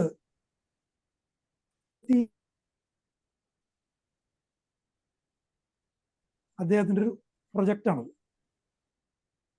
വെറുതെ എഴുത്തുമല്ല, ഒരു ക്ലിയർ കട്ട്. ആ പുസ്തകം 2003 അതിൻ്റെ ഒരു പണി. അപ്പോൾ അതിൻ്റെ പ്രധാന സംഭവമായിരുന്നു പുര എന്ന project, providing urban amenities in rural areas. ഇന്ത്യയിലെ ഗ്രാമീണ മേഖലകളിൽ നഗര സൗകര്യങ്ങൾ ഉണ്ടാക്കുക. കാരണം ഇന്ത്യയിൽ കൂടുതലും ഗ്രാമങ്ങളാണ്. ഈ ഗ്രാമങ്ങളിലെ ശോചനീയാവസ്ഥ അദ്ദേഹം കണ്ടിട്ടുണ്ട്. അദ്ദേഹത്തിന് അവിടുത്തെ ജനങ്ങളുടെ അവസ്ഥ അറിയാം. അദ്ദേഹം തന്നെ ജനിച്ചു വളർന്നത് രാമേശ്വരം. ഇപ്പോഴും അതൊരു അവികസിത മേഖലയാണ്. അപ്പോൾ അതിൻ്റെ വികസനം അദ്ദേഹത്തിന് വലിയൊരു സ്വപ്നമായിരുന്നു. അങ്ങനെ അതിന് കേരളത്തിൽ നിന്ന് 3 സ്ഥലങ്ങൾ കണ്ടെത്തണം, അതിൻ്റെ ഒരു പ്രൊജക്റ്റ് തയ്യാറാക്കാനുള്ളൊരു ഡാറ്റ കളക്ഷൻ ചെയ്യണമെന്ന് പറഞ്ഞ് എന്നെയാണ് ഏൽപ്പിച്ചത്. ഞാൻ ശേഷം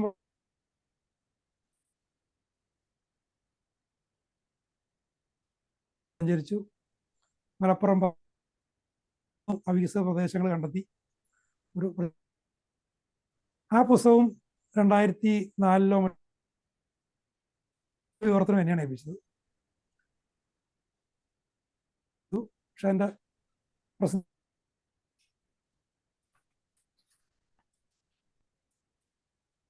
ഭാവനം 2020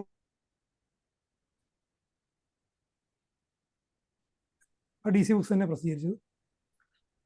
അത് ചിറകളെയും മറ്റു പുസ്തകങ്ങളെയൊക്കെ അപേക്ഷിച്ച് കാരണം അതൊരു ടെക്നിക്കൽ ബുക്കാണ്. ചെയ്തുകൊണ്ടാണ് ബാക്കി ഒട്ടുമിക്ക പുസ്തകങ്ങളും വന്നിരിക്കുന്നത്. ഇതിൻ്റെ ഒറിജിനൽ ബുക്സ് ഇത് രണ്ടുമാണ്.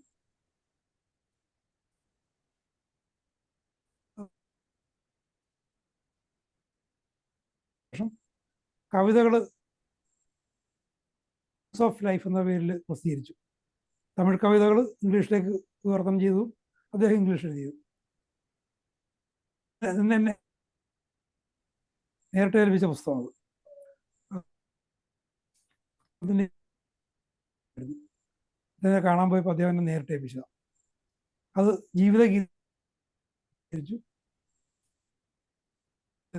എനിക്ക് കവിത വിവർത്തനം ചെയ്ത് വലിയ പരിചയമൊന്നുമില്ല. അപ്പം അത് തന്നെ ഒരു സംഭവം വിവർത്തനം ചെയ്ത്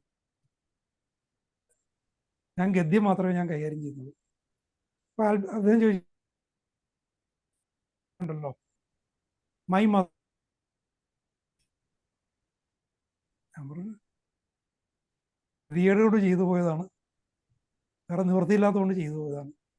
അപ്പം അദ്ദേഹം ഒരു കാര്യം പറഞ്ഞു, പിന്നെ ഈ മലയാളം വായിച്ച പല അദ്ദേഹത്തിന് മലയാളി ധാരാളം സുഹൃത്തുക്കളുണ്ട്. പറഞ്ഞു ഇംഗ്ലീഷിൽ വിങ്സ് ഓഫ് ഫയറിൽ മൈ മദർ വായിക്കുന്നതിനേക്കാൾ ഞങ്ങൾക്ക് ആസ്വാദികരമായിരുന്നു എൻ്റെ അമ്മ എന്ന് പറഞ്ഞുകൊണ്ട് വിങ്സ് ഓഫ് ഫയറിൽ അഗ്നിച്ചിറകൾ വായിച്ചപ്പോൾ. അപ്പം അത് വിവർത്തനം ചെയ്ത ആൽബി തന്നെയാണെങ്കിൽ ആൽബി അതും ഉൾപ്പെടെ 20 കവിതകളാണുള്ളത്. ബാക്കി ആൽബിക്ക് ചെയ്യാൻ പറ്റും, ഒഴിയണ്ട, ചെയ്തു തന്നു. അത് അദ്ദേഹത്തിൻ്റെ ഒരു മാനേജ്മെൻറ്റ് തന്ത്രത്തിൻ്റെ ഒരു മാനേജ്മെൻറ്റ് സ്ട്രാറ്റജിയുടെ എൻ്റെ വ്യക്തിപരമായിട്ടുള്ളൊരു സാക്ഷ്യമാണ്.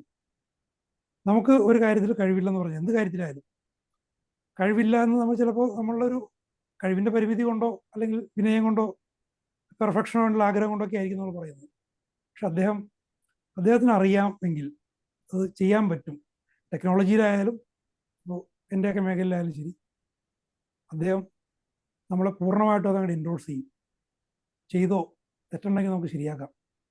അങ്ങനെ കവിത്വസിദ്ധി തീരെ ഇല്ലാത്ത, കവിത ജീവിതത്തിൽ ഒരിക്കലും കവിത എഴുതാത്ത എന്നെ കൊണ്ട് ആദ്യമായിട്ട് ഒരു കവിതാ പുസ്തകം അദ്ദേഹം ചെയ്യിച്ചു. അത് ചെയ്തു തീർത്ത് ഞാൻ ONV സാറിനെ കൊടുത്തു. ONV സാറ് ചില കറക്ഷൻസ് അത് പറഞ്ഞു തന്നു. അവർ തമ്മിൽ സുഹൃത്തുക്കളാണ്. ONV സാറും കലാസാറും സുഹൃത്തുക്കളായിരുന്നു. തിരുത്തി തന്നു. പക്ഷേ അവസാനം ഞാൻ അദ്ദേഹം ചോദിച്ചു, എൻ്റെ കവിതാ വിവർത്തനം എങ്ങനെയുണ്ട്, ഒരു മാർക്ക്? തനിക്കൊരു 75% മാർക്ക് തരാം. ONV സാറ് 70% മാർക്ക് തന്നെങ്കിൽ അത് വലിയ മോശമല്ലല്ലോ. അപ്പോൾ അത് ജീവൻ ബുക്സാണ് പ്രസിദ്ധീകരിച്ചത്. അതും നല്ല രീതിയിൽ വിറ്റുപോയ പുസ്തകം. അപ്പോൾ പിന്നീടുള്ള മറ്റ് പുസ്തകങ്ങൾ പലതും ഈ മറ്റ് 2 പുസ്തകങ്ങളെ ബേസ് ചെയ്തുകൊണ്ട് അതിൻ്റെ വേരിയൻസ് എന്ന് പറയാവുന്ന വിധത്തിൽ പ്രസാധകരുടെയൊക്കെ താല്പര്യത്തിലൊക്കെ പിന്നെ ചില കോതേഴ്സൊക്കെ ആയിട്ട് ഇറങ്ങിയ പുസ്തകങ്ങൾ. അങ്ങനെ അദ്ദേഹമായിട്ട്, അതുകൂടാതെ പിന്നീട് അദ്ദേഹം രാഷ്ട്രപതിയായിരിക്കുമ്പോൾ അദ്ദേഹത്തിൻ്റെ ഗവേഷണ സഹായിയായിട്ട് പ്രവർത്തിക്കാൻ എനിക്ക് അവസരം തന്നു. അദ്ദേഹത്തിന് കൂടുതലും പ്രഭാഷണങ്ങൾ തയ്യാറാക്കൽ, പുസ്തകരചനയ്ക്കുള്ള മെറ്റീരിയൽസ് കളക്ട് ചെയ്യൽ, പിന്നെ ചില പ്രൊജക്ട്സ് ഉണ്ട്. ഇപ്പോൾ പുരയുടെ കാര്യം പറഞ്ഞ പോലെ പ്രൊജക്ട്സ് നമ്മൾ സ്റ്റഡി ചെയ്ത് അത് ഡെവലപ്പ് ചെയ്ത് കൊടുക്കൽ, അങ്ങനെയുള്ള കുറേ കാര്യങ്ങൾ. പിന്നെ ടെക്നിക്കൽ ഫിസിക്സുമായിട്ട് ബന്ധപ്പെട്ട ചില റിസർച്ച് വർക്കുകൾ അങ്ങനെയൊക്കെ ചെയ്തുകൊണ്ടിരുന്നു. അപ്പോൾ മാസത്തിൽ ഒരു തവണയെങ്കിലും അവിടെ പോകണം. അപ്പോൾ ഉദ്ഘാടകൻ ഗോപാൽ സാർ പറഞ്ഞ മാതിരി അദ്ദേഹത്തിൻ്റെ ബന്ധുക്കൾ വന്നു കഴിഞ്ഞപ്പോൾ അവരുടെ ചിലവ് വഹിച്ചു എന്ന് പറയുന്നത് സത്യമായുള്ള കാര്യമാണ്. കാരണം എനിക്ക് നേരിട്ട് പറയാൻ പറ്റും. കാരണം അവർക്ക് വേണ്ടിയിട്ട് 2 ബസ്സുകൾ അറേഞ്ച് ചെയ്ത് കൊടുക്കാൻ പണി എന്നെയാണ് ഏൽപ്പിച്ചത്. കാരണം അവരുടെ ഓഫീസ് സെക്രട്ടേറിയറ്റിൽ ധാരാളം 100 കണക്കിന് സ്റ്റാഫുണ്ട്. അവരെ ഏൽപ്പിച്ചു കഴിഞ്ഞാൽ അവരതിൻ്റെ ചിലവ് സർക്കാർ ചെലവിൽ പെടുത്തും.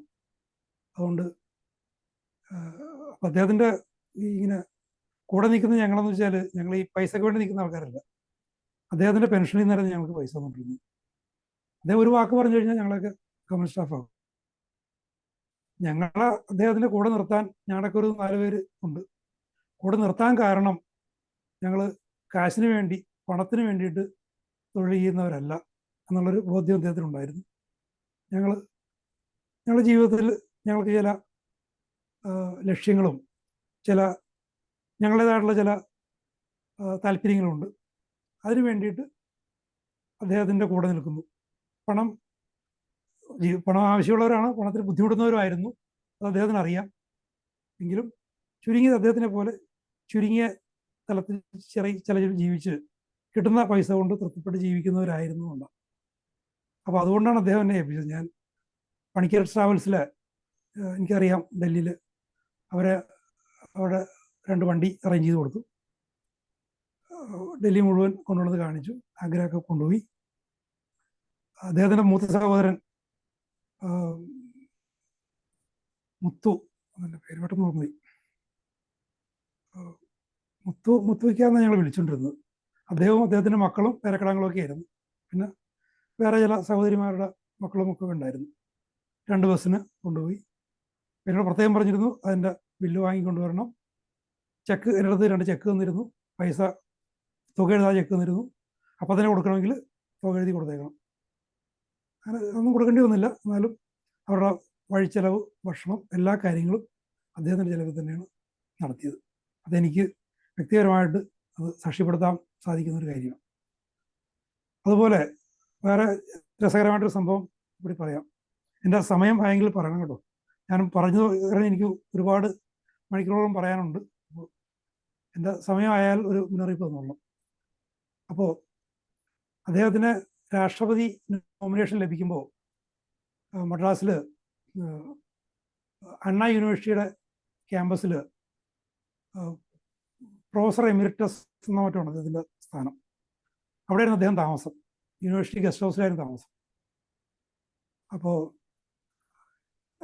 ഞാനന്നൊരു കോളേജിൽ വർക്ക് ചെയ്യാണ്. എനിക്കൊന്ന് അപ്പോൾ ഇമെയിലും മറ്റുമൊക്കെ ആയി.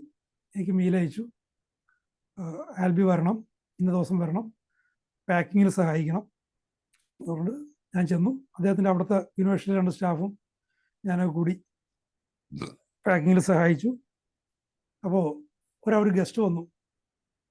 ഇപ്പോൾ ഇന്ത്യയുടെ മിൽക്ക് മാൻ എന്നറിയപ്പെടുന്ന വർഗീസ് കുര്യൻ, അവർ വളരെ അടുത്ത സുഹൃത്തുക്കളാണ്. പരസ്പരം ഇടാവാടാന്ന് വിളിക്കുന്ന തരത്തിലുള്ള സ്വഭാവമാണ്. അദ്ദേഹം വന്നു, ഞങ്ങളെ കൂടി പാക്ക് ചെയ്തു. ഞങ്ങൾ ഒരുമിച്ച് ഡൽഹിക്ക് പോയി. ഡൽഹിക്ക് അവിടെ ചെന്ന് പിന്നീട് ഞാൻ തിരിച്ചു പോന്നു. രാഷ്ട്രപതി സ്ഥാനാരോഹണത്തിന് പോയിരുന്നു.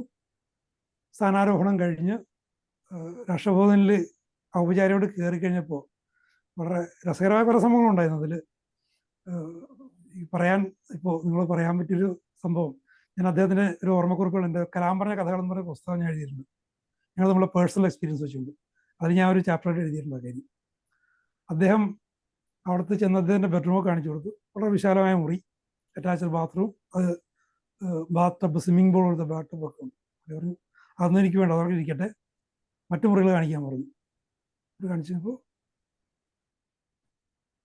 തിരുവനന്തപുരത്തെ ലോഡ്ജില്ലേ, അതുമാതിരി ഒരു മുറി നമുക്ക് സെലക്ട് ചെയ്യണം. അങ്ങനെ നടന്ന ഒരു ചെറിയൊരു മുറി. പിന്നെ ഞങ്ങളിത് പറഞ്ഞ് ഇത്തിരി വലുതാക്കിയത്, കാരണം ചിലപ്പോൾ വല്ല അസുഖമൊക്കെ വരുമ്പോൾ ആരെങ്കിലും, അദ്ദേഹം വൈവാഹികനാണല്ലോ, വേറെ ആരും ഇല്ലല്ലോ, ആരെങ്കിലും ഒരു മുറിയിൽ കിടക്കേണ്ടി വരും, ഒരു കട്ടിൽ ഇടാനുള്ള സൗകര്യം ഉള്ള മുറി സെലക്ട് ചെയ്യണമെന്നൊക്കെ പറഞ്ഞ് നിർബന്ധിച്ച് സാമാന്യം വലിയൊരു മുറി നിശ്ചയിച്ചു. മുറി തീരുമാനിച്ച് സാധനങ്ങളെ കൊണ്ടുവന്ന് വെച്ച് കഴിഞ്ഞപ്പോൾ അദ്ദേഹം അവിടുത്തെ പണിക്കാരനെ വിളിച്ചിട്ട് പറഞ്ഞു 3 ആണി കൊണ്ടുവരാൻ പറഞ്ഞു. 3 ആണിയും ഒരു ചുറ്റിയും കൊണ്ടുവരാൻ പറഞ്ഞു. അവർ ചോദിച്ചു എന്തിനാണ് ഈ 3 ആണിയും ചുറ്റിയും? അവരാകെ പരിഭ്രമിച്ചു. സെക്രട്ടറിക്ക് ചോദിച്ചു എന്തിനാ സാറേ, എന്താ വേണ്ടത്, എന്ത് വേണമെങ്കിലും ചെയ്തു തരാം, 100 കണക്കിന് സ്റ്റാഫാണ് അവിടെ ഉള്ളത്, എന്ത് ചെയ്യാനും രാഷ്ട്രപതി ഒന്ന് ഒരു വാക്ക് പറഞ്ഞാൽ മതി. അപ്പോൾ എനിക്ക് കാര്യം മനസ്സിലായി. അപ്പം ഞാൻ ചോദിച്ചു, പുള്ളി പറഞ്ഞു അത് തന്നെ ഉദ്ദേശം, ആണി കൊണ്ടുവരാം. അപ്പം ഞാൻ പറഞ്ഞു നിങ്ങൾ വേറെ സമയം വേണ്ട, 3 ആണിയും നല്ല ആണി നോക്കി 3 ആണിയും ഒരു ചുറ്റിയും കൊണ്ടുവരാൻ പറഞ്ഞു. കൊണ്ടുവന്നു. സംഭവം ഇതാണ്, അദ്ദേഹം തിരുവനന്തപുരത്ത് ലോഡ്ജിൽ താമസിക്കുന്ന കാലം മുതൽ ഒരു ശീലമുണ്ട്. ഒരു മുറിയിൽ ചെന്ന് കഴിഞ്ഞാൽ എൻ്റെ ഓണറോട് പറഞ്ഞിട്ട് അവിടെ 3 ആണി അദ്ദേഹം തന്നെ അടിക്കും. അടിച്ചിട്ട് അദ്ദേഹത്തിൻ്റെ ഷർട്ടും പാൻസും പിന്നെ വേറെ എന്തെങ്കിലും ഉണ്ടെങ്കിൽ ബനിയനോ എന്തെങ്കിലും അതും കൂടി തൂക്കാൻ വേണ്ടിയിട്ട് 3 ആണി അദ്ദേഹത്തിൻ്റെ ഒരു ജീവിതത്തിൻ്റെ ഒരു ഭാഗമാണ്. അദ്ദേഹത്തിൻ്റെ DRDOയിലായിരിക്കുമ്പോൾ ഞാൻ മുറിയിൽ പോയിട്ടൊന്നുമില്ല, അവിടെയും മിക്കവാറും ഉണ്ടായിരുന്നിരിക്കണം.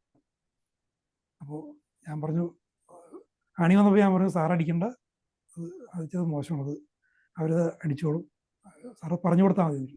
അദ്ദേഹത്തിൻ്റെ കൈ കാണിച്ചു കൊടുത്ത സ്ഥലത്ത് അപ്പോൾ അവരിങ്ങനെ മടിച്ചു നിൽക്കുക. ഞാൻ പറഞ്ഞു, നിങ്ങൾ മടിച്ചിട്ട് കാര്യമൊന്നുമില്ല, അടിച്ചേ പറ്റൂ, അത് ബാക്കി പിന്നെ നമുക്ക് ശരിയാക്കാം, തൽക്കാലം നിങ്ങൾ പറയുന്നത് ആണി അടിക്കുന്നില്ല. അങ്ങനെ അവിടെ സെൻട്രൽ PWDയിലെ ഒരു സീനിയർ എഞ്ചിനീയർ ഉണ്ടായിരുന്നു, അദ്ദേഹത്തിന് ഞാൻ പറഞ്ഞത് അദ്ദേഹം പറയുന്ന പോലെ അടിച്ചു കൊടുക്കാൻ പറഞ്ഞു. അങ്ങനെ അടിച്ചു കൊടുത്തു. അങ്ങനെ അവിടെ അദ്ദേഹം ഇവരൊക്കെ പുറത്തായി. പിന്നെ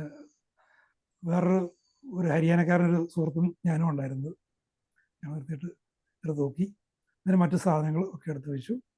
ഒരു പച്ച ബൈൻഡിട്ട് ഒരു ഖുറാനുണ്ട്, എല്ലാ ദിവസവും പാരായണം ചെയ്യുന്നത്. അത് പാക്ക് ചെയ്യുമ്പോൾ അവസാനം വെക്കുന്നതാണ്, അൺപാക്ക് ചെയ്യുമ്പോൾ ആദ്യം എടുത്ത് വെക്കുന്ന പുസ്തകം എടുത്ത് വെച്ചു, എല്ലാം ചെയ്തു കൊടുത്തു. അങ്ങനെ എത്ര മഹത്വത്തിൻ്റെ ഉന്നതിയിൽ നിൽക്കുമ്പോഴും ജീവിതത്തിൽ ലാളിത്യം പുലർത്തിയിരുന്ന മനുഷ്യ, ജീവിതാവസാനം വരെ. പിന്നീട് രാഷ്ട്രപതി സ്ഥാനം ഒഴിഞ്ഞു. ഒരു സെക്കൻഡ് ടൈം അദ്ദേഹം അർഹിച്ചിരുന്നു. അദ്ദേഹത്തിന് ആഗ്രഹം ഉണ്ടായിരുന്നു. അദ്ദേഹം ആഗ്രഹിച്ചിരുന്നില്ല എന്ന് പലരും പറയുന്നുണ്ട്, പക്ഷെ ആഗ്രഹിച്ചിരുന്നു. കാരണം രാഷ്ട്രപതിയായിരുന്ന രാജ്യത്തിൻ്റെ തലപ്പത്തിരിക്കാൻ വേണ്ടിയിട്ടല്ല, അദ്ദേഹത്തിന് കുറേ പ്രൊജക്ട്സ് ഉണ്ടായിരുന്നു. ഇപ്പോൾ പൂരാ പ്രൊജക്റ്റ് അടക്കം ഒരുപാട് പ്രൊജക്ട്സ് ഉണ്ടായിരുന്നു. ഈ പ്രൊജക്ട്സ് ഒന്നുകൂടി ഒന്ന് എക്സിക്യൂഷൻ ലെവലിലേക്ക് അടുപ്പിക്കണമെങ്കിൽ ഒരു ടൈം കൂടി കിട്ടിയാൽ നന്നായിരുന്നു. അതിനു വേണ്ടിയിട്ടൊരു അദ്ദേഹത്തിന് നോമിനേഷൻ കിട്ടുമെന്ന് തന്നെ. എൻ്റെ ഏഷ്യാഡ് വില്ലേജിലൊരു ഫ്ലാറ്റ് അദ്ദേഹത്തിനുണ്ടായിരുന്നു, അദ്ദേഹത്തിൻ്റെ പേഴ്സണൽ. അപ്പോൾ അവിടെ ഒരു വാർ റൂം പോലെ തയ്യാറാക്കി സെക്കൻഡ് നീക്കമൊക്കെ തുടങ്ങിയതാണ്. പക്ഷെ അന്നത്തെ ചില ആളുകളുടെ തെറ്റായ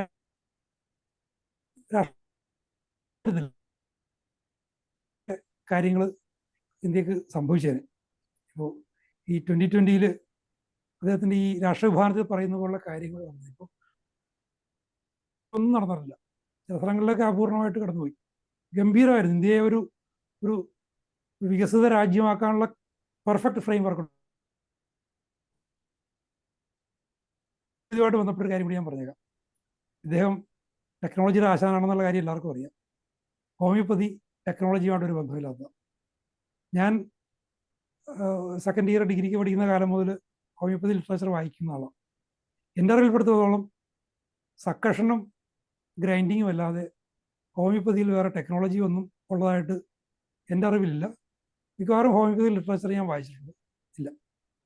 അപ്പോൾ അങ്ങനെയുള്ളൊരു വിഷയവും ടെക്നോളജിയുടെ അങ്ങേറ്റത്ത് നിൽക്കുന്ന കലാവുമായിട്ട് എന്ത് ബന്ധം എന്ന് പലർക്കും സംശയം ഉണ്ടാകാം. അപ്പോൾ ഞാൻ കിട്ടുന്ന അവസരങ്ങളിലൊക്കെ ഹോമിയോപ്പതി ഇൻ്റർവ്യൂസ് ചെയ്യാൻ ശ്രമിച്ചിട്ടുണ്ട്. അദ്ദേഹത്തിനെ കൊണ്ട് ഇതൊന്ന് എവിടെയെങ്കിലും ഒന്ന് പ്രൊമോട്ട് ചെയ്യിക്കാൻ ഉണ്ടാകും എന്നുള്ളൊരു ഗൂഢമായ ഒരു ഉദ്ദേശത്തോടെ ഞാൻ ശ്രമിച്ചിരുന്നതാണ്. അദ്ദേഹം പറയുമ്പോൾ ഇറ്റ്സ് എൻ ആർട്ട് എന്ന് പറയും. It's okay, it's and there is some relate. അത് നമ്മുടെ തോളത്തോടെ ഫണ്ണി ഗൈ എന്ന് പറയും. തോളത്ത് തട്ടിക്കഴിഞ്ഞാൽ പിന്നെ നമ്മളത് പറയാൻ പാടില്ലെന്നുള്ളത് എന്ന് പറഞ്ഞാൽ ഒരു ദിവസം ഒരു ബുക്കിൻ്റെ ഒരു ചർച്ചയുമായിട്ട് മിക്കവാറും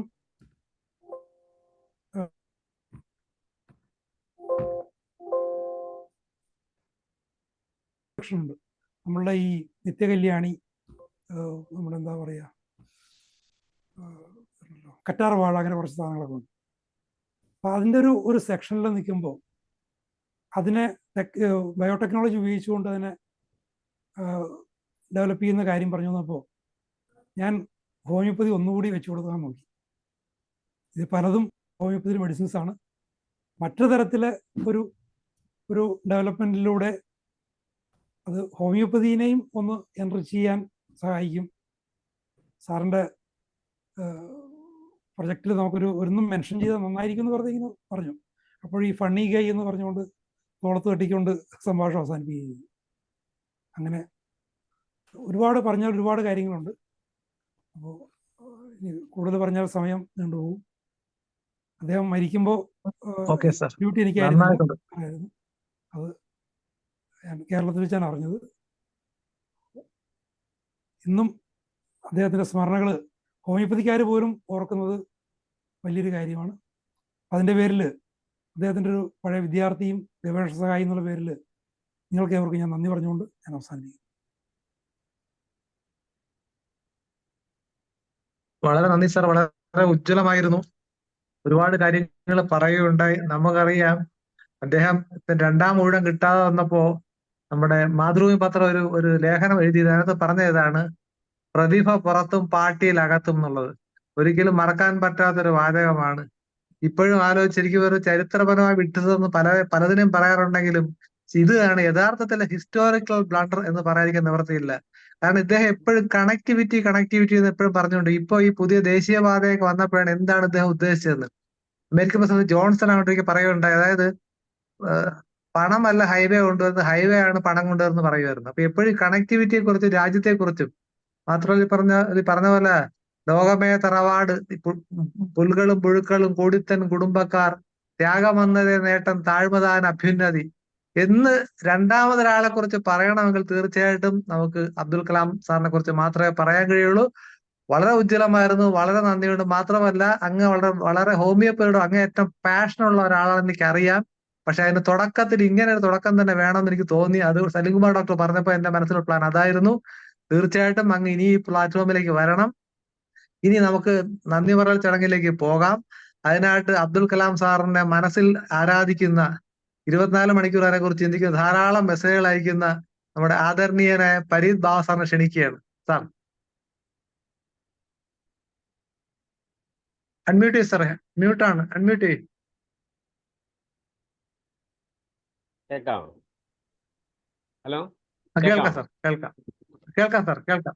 ആ, സമയം വളരെ ദീർഘിപ്പിച്ചതുകൊണ്ട് എനിക്ക് കൂടുതൽ പറയാൻ പറ്റുന്നില്ല. അദ്ദേഹത്തെ കുറിച്ച് വളരെയധികം നമ്മുടെ രണ്ട് പ്രസംഗികരും ശരിക്കും പ്രസന്റ് ചെയ്തിട്ട് വളരെ ഭംഗിയായിട്ട് നമ്മുടെ ചീഫ് ഗസ്റ്റും അതുപോലെ തന്നെ ആൽവിനും അത് ജീവിത ഗന്ധി എന്താണെന്നുള്ളത് നമുക്ക് മനസ്സിലായി. ശരിക്കും പറഞ്ഞാൽ അവരുടെ അദ്ദേഹത്തിന്റെ ഒപ്പം നിൽക്കുന്നത് പോലെയുള്ള ഒരു അനുഭവമാണ് ശരിക്കും പറഞ്ഞാൽ ആ വിവരണത്തിൽ നിന്ന് മനസ്സിലായത്. അദ്ദേഹം ശരിക്കും ഒരു ദീർഘവീക്ഷണമുള്ള ഒരാളായിരുന്നു. അദ്ദേഹത്തിന്റെ പുരാ പ്രോജക്റ്റും മറ്റുമായിട്ട് എനിക്കും ബന്ധപ്പെടാൻ സാധിച്ചിരുന്നു. ഒരിക്കൽ ഡൽഹിയിൽ ചെന്ന് രാഷ്ട്രപതി ഭവനിൽ പ്രസന്റ് ചെയ്യുന്ന സമയത്ത് ഞാനും ഒരു 3 പേരുടെയാണ് അദ്ദേഹത്തിൻ്റെ കൂടുതൽ ഡിസ്കഷന് വേണ്ടിയിട്ട് പോയിരുന്നത്. അദ്ദേഹത്തിന്റെ ആ ദീർഘവീക്ഷണം ശരിക്കും പറഞ്ഞാൽ വളരെ നമ്മളെ ആകർഷിക്കും. അതൊരു സിംപ്ലിസിറ്റിയാണ്. എത്ര വലിയ പൊസിഷനിൽ ഇരിക്കുന്ന ആൾ, എത്ര ഒരു സയന്റിസ്റ്റ്, ഒരു ഡെവലപ്മെന്റ് മെന്റർ, ഇങ്ങനെയുള്ള വ്യക്തി എത്ര സിമ്പിളായിട്ടാണ് ഇടപെടുന്നത് എന്നുള്ള ഓർക്കുമ്പോഴാണ് നമുക്ക് ഇന്നത്തെ ആൾക്കാരുമായിട്ടൊന്ന് കമ്പയർ ചെയ്യാൻ തന്നെ പറ്റുന്നില്ല. അദ്ദേഹത്തിന് അടുത്ത ഒരു ഊഴം കൊടുക്കുകയായിരുന്നെങ്കിൽ നമ്മുടെ ശരിക്കും പറഞ്ഞ ഡെവലപ്മെന്റിന്റെ ഗതി മാറിപ്പോയാൽ സാധ്യത ഉണ്ടായിരുന്നു എന്നുള്ളത് തന്നെയാണ് ഞാനും വിശ്വസിക്കുന്നത്. അദ്ദേഹം ഒരിക്കലും അസംബ്ലിയിൽ, ഞാനൊന്ന് ഒഫീഷ്യൽ ഗാലറിയിൽ ഇരിക്കുമ്പോഴാണ് ഒരു നല്ല ഒരു പ്രസംഗം എന്ന് പറഞ്ഞാൽ ഡെവലപ്മെന്റിനെ കുറിച്ച് ഒരു സമ്പൂർണമായിട്ട് ഒരു പ്രസന്റേഷൻ എല്ലാ അസംബ്ലിയിലും MLA എല്ലാവരും ഉള്ളപ്പോഴാണ് അതിനകത്ത് വെച്ച് പ്രസംഗം നടത്തുന്നത്. അപ്പോൾ ശരിക്കും പറഞ്ഞാൽ ഒരുമാതിരി ഡെവലപ്മെന്റിനെ കുറിച്ച് അറിയാവുന്നവർക്കെല്ലാം ഇതിന് വളരെ ഒരു ഊർജം ലഭിച്ച ഒരു സംഗതിയാണ്, ഒരു ഇൻസ്പിറേഷൻ കിട്ടിയ സംഗതിയാണ്. ഞാൻ കൂടുതൽ പറയുന്നില്ല, എന്നൊരു സമയം അത്യക്രമിച്ചത് കൊണ്ട് നമ്മുടെ ബഹുമാനപ്പെട്ട ചീഫ് ഗസ്റ്റ് കുമാർ, നമ്മുടെ കീ നോട്ട് അഡ്രസ് നടത്തിയ ആൽവിൻ, പിന്നെ നമ്മുടെ ശൈലജ സ്വാഗത പ്രസംഗം പറഞ്ഞ നമ്മുടെ മെന്റർ, നമ്മുടെ മനോജ് ഡോക്ടർ, അദ്ദേഹമാണ് ഇത് മോഡറേറ്റ് ചെയ്തിരിക്കുന്നത്. എല്ലാവർക്കും ഇതിൽ പങ്കെടുത്തവരും അതുപോലെ തന്നെ നമ്മുടെ പ്രാർത്ഥനാ ഗീതം പക്ഷേ അത് വളരെ അട്രാക്റ്റീവ് ആയിരുന്നു. എല്ലാവർക്കും ഒറ്റ വാക്കിലെ ഹൃദയത്തിന്റെ ഭാഷയിൽ ഞാൻ നന്ദി സമർപ്പിക്കുകയും അതോടൊപ്പം തന്നെ APJ അബ്ദുൽ കലാം അവരുടെ സ്മരണ അഞ്ജലി അർപ്പിക്കുകയും ചെയ്തുകൊണ്ട് എൻ്റെ വാക്കുകൾ ഉപസംഹരിക്കുന്നു. നമസ്കാരം. അതെ, ചെറിയ വസ്തുക്കൾ അപ്പോൾ സുന്ദരമാണ് എന്നുള്ള ഒരിക്കൽ കൂടെ ഓർമ്മിപ്പിക്കുന്നതായിരുന്നു പരീത് സാറിന്റെ വാക്കുകൾ. നമ്മുടെ ആദരണീയനായ നമ്മുടെ അതിഥിയെ ഇതിലേക്ക് കൊണ്ടുവന്ന സലീംകുമാർ ഡോക്ടർ എന്തെങ്കിലും പറയാനുണ്ടോ? തീർച്ചയായിട്ടും സലീംകുമാർ ഡോക്ടറെ. ഹലോ ആൽബി സാറേ, ഞങ്ങള് എനിക്ക് വളരെ സന്തോഷമുണ്ട്. എൻ്റെ ഒരു ആഗ്രഹം താങ്കളെ ഇതിലൊന്ന് പ്രസന്റ് ചെയ്യണമെന്നുള്ളത്, അത് നടന്നു കിട്ടി. പിന്നെ കൂട്ടത്തില് ഞാൻ ഇതിലെ ബാക്കിയുള്ള മെമ്പർമാരുടെ എല്ലാവരും ഡോക്ടറിനും പറയണം, ഈ ആൽബി സാറിന്റെ അല്ലെങ്കിൽ ആൽബിയുടെ, ഞാൻ സാറിന് വിളിക്കാറില്ല കേട്ടോ, ഇന്നത്തെ ഞാൻ ആയിപ്പോളതാ, ആൽബിയുടെ ഒരു യൂട്യൂബ് ചാനലുണ്ട് ഹോമിയോപ്പതി. നമ്മൾ ഇതിലുള്ള എത്ര ഡോക്ടർമാർക്ക്, ഞാൻ ഉൾപ്പെടെ എത്ര ഡോക്ടർമാർക്ക് അദ്ദേഹത്തിന്റെ അത്രയും ഹോമിയോ മെഡിസിൻസിനെ കുറിച്ച് ധാരണയുണ്ടെന്നുള്ള സംശയമാണ്. അദ്ദേഹം ഇപ്പോൾ കെന്റിന്റെ ലെക്ചേഴ്സാണ് അദ്ദേഹം ഇപ്പോൾ പോകുന്നത്. അത് മലയാളത്തിൽ നമുക്കിപ്പോൾ എവിടെയെങ്കിലുമൊക്കെ യാത്ര ചെയ്യുമ്പോഴെങ്കിലും അദ്ദേഹത്തിന്റെ യൂട്യൂബ് ചാനലിൽ ഇട്ട് കേട്ടോണ്ടിരുന്നാൽ അറിയാതെ നമ്മളിലേക്ക് വിവരം കയറി വരും. ഇപ്പൊ പോളിക്രസ്റ്റ് പലതും അദ്ദേഹം തൊട്ട് തുടങ്ങിയിട്ടുണ്ട്. അപ്പൊ അതുകൊണ്ട് ഇതിലെ ബാക്കി ഡോക്ടർമാരൊക്കെ ഞാൻ അറിയിക്കുകയാണ്, ഇദ്ദേഹത്തിന്റെ യൂട്യൂബ് സ്ഥിരമായിട്ട് അതും കൂടി നമ്മൾ കേട്ടാൽ നല്ലത്. ഇദ്ദേഹം അതേസമയം തന്നെ നമ്മൾ വ്യാജന്മാരെന്ന് വിളിക്കുന്ന കൂട്ടത്തിൽപ്പെട്ടാൽ ഇദ്ദേഹം പ്രാക്ടീസ് ചെയ്യുന്നില്ല, അതാണ് മനസ്സിലാക്കേണ്ടത്. അപ്പൊ ഈ ഹോമിയോപ്പതിയിലെ അദ്ദേഹത്തിന്റെ അറിവ്, ഞാൻ ഹോമിയോ കോളേജ് പഠിക്കുന്ന കാലത്ത് തന്നെ ഞാനുണ്ട്, അതിനെ സയൻസുമായിട്ട് കൂട്ടിയിണക്കാനൊക്കെ അദ്ദേഹം ഒരുപാട് കഷ്ടപ്പെടുന്നുണ്ട്. ഇപ്പോഴും നമ്മളെക്കാളും ഒക്കെ അദ്ദേഹം ഹോമിയോപ്പതിയെ സയന്റിഫിക് ആക്കാനുള്ള ശ്രമങ്ങൾ നടത്തിക്കൊണ്ടിരിക്കുന്ന വ്യക്തിയാണ്. ഇങ്ങനെ ഒരാളെ അബ്ദുൽ കലാമിന്റെ സുഹൃത്തായിട്ട് മാറിയതിൽ അദ്ദേഹം അഭിമാനിക്കുന്ന പോലെ ആൽബിയുടെ സുഹൃത്തായിട്ട് മാറിയതിൽ എനിക്കും അഭിമാനമുണ്ട്. ഏതായാലും ഈ നിമിഷത്തിൽ എൻ്റെ സന്തോഷം എല്ലാവരോടും ഞാൻ പങ്കുവെക്കുന്നു. ഓക്കെ, ഗോപകുമാർ സാർ എന്തെങ്കിലും പറയാനുണ്ടോ? സാറ് നേരത്തെ പറഞ്ഞിരുന്നല്ലോ. സാറേ അൺമ്യൂട്ട് ചെയ്യാം സാറേ. കേൾക്കാമല്ലോ? കേൾക്കാം സാർ, കേൾക്കാം. അല്ല, ഞാൻ ഒരു കാര്യം കൂടെ പറഞ്ഞു. കാരണം അദ്ദേഹത്തിന്റെ ഒരു കമന്റ് എനിക്ക് ഭയങ്കരമായിട്ട് എനിക്ക് ഇഷ്ടപ്പെട്ട ഒരു കമന്റ് ഉണ്ടായിരുന്നു. കേൾക്കാമോ? കേൾക്കാം. അതായത് അദ്ദേഹത്തോട് ആരോ ചോദിച്ചു, എന്താ വിവാഹം കഴിക്കാത്തതെന്ന് ചോദിച്ചു.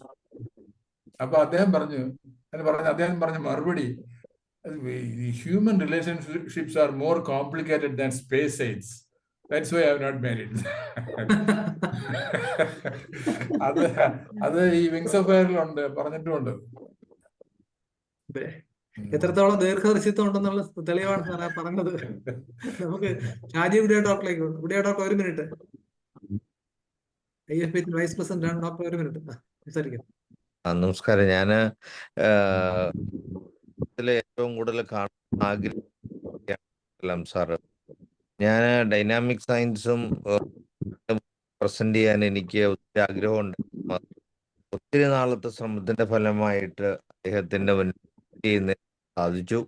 അദ്ദേഹം ഹൈലി അപ്രീഷിയേറ്റ് ചെയ്യപ്പെട്ട് എന്നോട് ഉപകാരപ്രദമായ കുറെ സൈറ്റുകളുടെ പേരുകളും അഡ്രസ്സും ഒക്കെ എനിക്ക് ഷെയർ ചെയ്ത് അവരെല്ലാം പോയി കാണണമെന്ന് നിർദ്ദേശിക്കുകയൊക്കെ ചെയ്തു.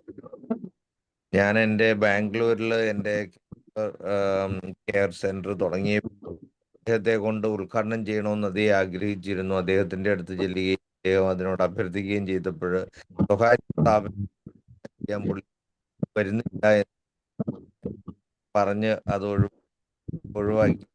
എന്നാലും ബാംഗ്ലൂർ എപ്പോൾ വന്നാലും പുള്ളി എൻ്റെ സ്ഥാപനത്തിൽ വരുമെന്നൊക്കെ പറഞ്ഞ് ആശ്വസിപ്പിച്ചാണ് എന്നെ വിട്ടത്.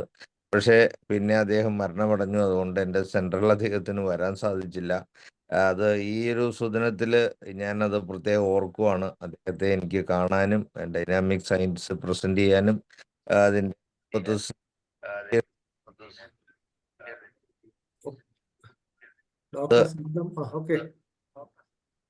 ഞാൻ നമ്മുടെ സുഹൃത്തുക്കളോട് ഷെയർ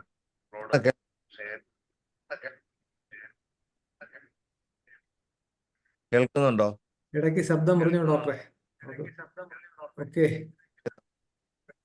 നമുക്ക് വൈൻഡപ്പ് സമയം വരുന്നു. ധനേഷ് ഡോക്ടർ, ഒരു മിനിറ്റ്. ധനേഷ് ഡോക്ടറെ.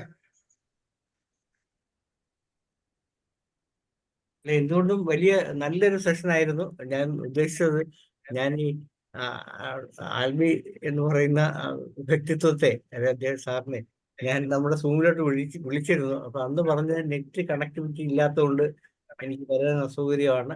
ഞാൻ പിന്നീട് ഒരു ദിവസം എപ്പോഴായാലും വരാം. എന്തായാലും ഇന്ന് വേദിയിൽ കണ്ടതിൽ വളരെ സന്തോഷം. ഒരു ദിവസം നമ്മുടെ സൂമിൽ തന്നെ വരണമെന്ന് അഭ്യർത്ഥിക്കുകയാണ്. ശരി, ഓക്കെ. ഹരിഹരൻ സാറേ, ഒരു മിനിറ്റ്, അത് കഴിഞ്ഞ് വൈൻഡപ്പ് ചെയ്യാം. ഓക്കെ, ഞാൻ ഒറ്റ മിനിറ്റ് കൊണ്ട് നിർത്തിയേക്കാം. ഡോക്ടർ APJ അബ്ദുൽ കലാമിനെ കുറിച്ച് ഞാൻ വളരെ ഞാൻ പഠിച്ചിട്ടുണ്ട്. ഞാൻ അദ്ദേഹത്തിന്റെ പുസ്തകം വായിച്ചിട്ടുണ്ട്. എന്നാലും എനിക്ക് പറയാനുള്ള ഒറ്റ കാര്യം, ഞാൻ ആലപ്പി ഡിസ്ട്രിക്റ്റിൽ APJ അബ്ദുൽ കലാം ചാരിറ്റബിൾ സൊസൈറ്റിയുടെ പ്രസിഡന്റാണ്. അദ്ദേഹത്തിന്റെ അതിൽ എല്ലാ വർഷവും ഞങ്ങള് നിർധനരായ കുട്ടികൾക്ക്, കുറെ കുട്ടികൾക്ക് ഞങ്ങൾ പുസ്തകങ്ങൾ കൊടുക്കുകയും, അതുപോലെ തന്നെ ദിവ്യാംഗന അതായത് ഇതെന്താ അബലകളായിട്ടുള്ള കുട്ടികൾക്ക് ഈ വാഹനങ്ങള്, മുച്ചക്ര വാഹനങ്ങള്, പിന്നെ പഠിക്കാനുള്ള കമ്പ്യൂട്ടറുകള്, പിന്നെ ഓട്ടിസം ബാധിച്ചിട്ടുള്ള കുട്ടികൾക്ക്, ഇവർക്കെല്ലാം ഞങ്ങള് ഈ ചാരിറ്റബിൾ സൊസൈറ്റി മുഖാന്തരം കൊടുത്തിട്ടുണ്ട്. അപ്പൊ ഡോക്ടർ അബ്ദുൽ ജെ കലാമിന്റെ ഇത് പറയുമ്പോ എല്ലാവരും എല്ലാം പറയുമെങ്കിലും വാസ്തവത്തിൽ എനിക്ക് തൃപ്തി എന്താന്ന് വെച്ചാൽ അദ്ദേഹം പറഞ്ഞ കാര്യങ്ങള് എനിക്ക് ചെയ്യാൻ സാധിക്കുന്നുണ്ട് എന്നുള്ളതാണ്. പലരും അങ്ങനല്ല, പലരും പറയുമെങ്കിലും പിന്നെ ഒരു കാര്യം അവർ പറഞ്ഞ കാര്യം ചെയ്യാറില്ല. പക്ഷെ അത് ചെയ്യുന്നു എന്നുള്ള തൃപ്തി എനിക്കുണ്ട്. എന്റെ കൂടെ കുറെ പേരുമുണ്ട്. അതെ സാർ, ആത്മതൃപ്തസ്യ മാനവ, നല്ലതാണ്, നല്ല കാര്യം.